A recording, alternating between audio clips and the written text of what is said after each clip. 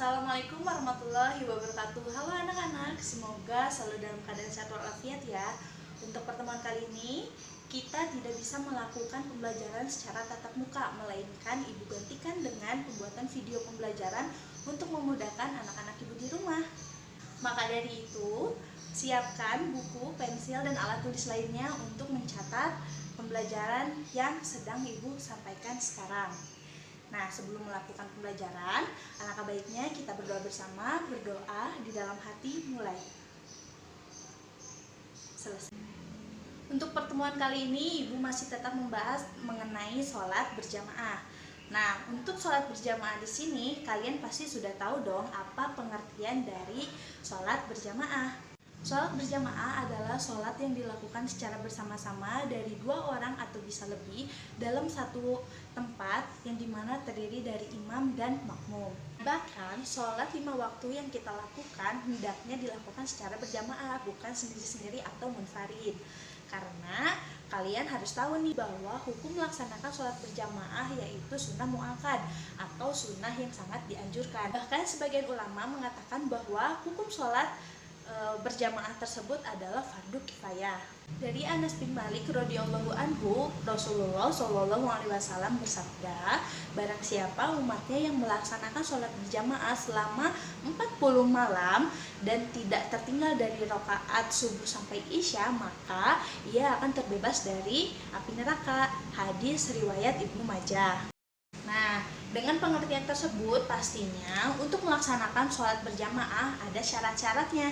Yang pertama tentunya harus ada imam, yang kedua adanya makmum, yang ketiga dilakukan dalam satu majelis atau satu ruangan, dan yang keempat makmum mengikuti gerakan imam atau tidak boleh mendahului seorang imam.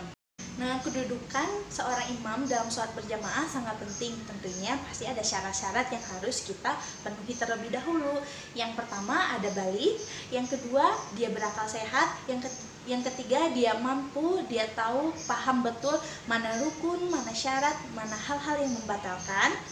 Terus dia seorang laki-laki, bisa juga seorang imam itu perempuan, tapi dengan syarat si makmumnya juga semuanya itu perempuan. Nah, terus dia harus paham betul tentang agama, fasih dalam membaca Al-Quran. Sedangkan syarat-syarat untuk menjadi makmum itu sangat mudah, yaitu boleh siapa saja baik laki-laki atau perempuan yang akan menjadi makmum.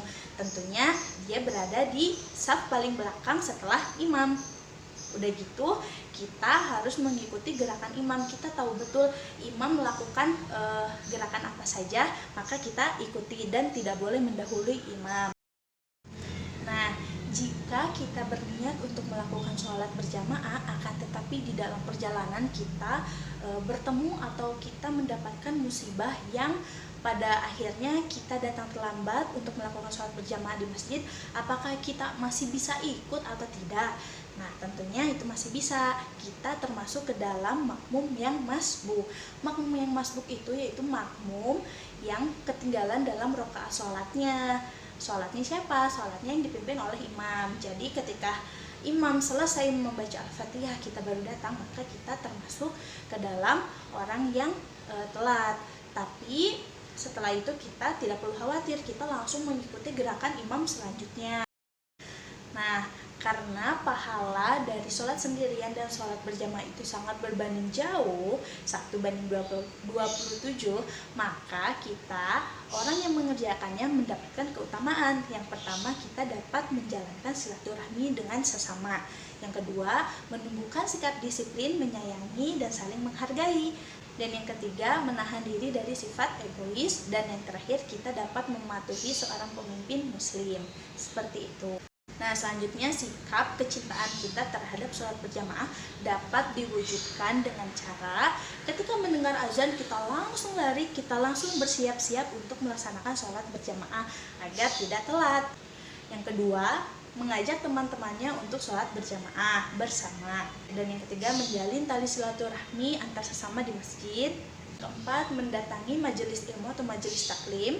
Dan yang kelima, yaitu tidak membedakan antara atau suku, bangsa, dan segalanya, karena semua makhluk di hadapan Allah itu sama. Oke, Tadi sudah Ibu perlihatkan video tata cara mengenai sholat. Maka yang terakhir yaitu jangan lupa mengerjakan tugas di buku kalian masing-masing halaman 74. Nanti minggu depan kita bahas bersama-sama ya. Alhamdulillahirrabbilalamin. Terima kasih banyak kepada anak-anak Ibu yang sudah memperhatikan.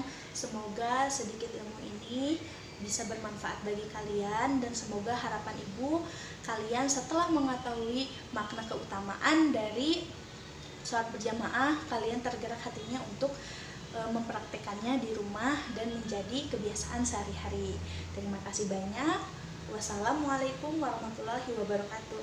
Sampai jumpa di pertemuan selanjutnya.